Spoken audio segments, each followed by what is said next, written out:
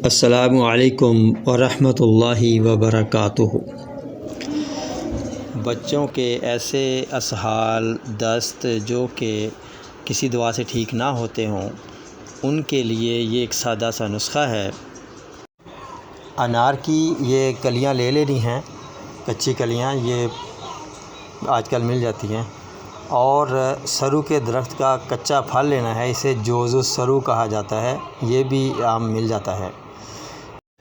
1 cup پانی میں 3-4 کلیاں انار کی اور 3-4 ہی یہ جوز السرو ڈال دینے ہیں، اور اس کو ہلکی آنچ پہ پکانا ہے، اور جب آدھا کپ رہ جائے تو اس کو ٹھنڈا کر کے تھوڑا سا تو پون چھان کر لیں، اور نیم گرم بچے کو پلائیں تھوڑا سا، اور اس میں ذائقے کے مطابق چینی ڈالی جا سکتی ہے۔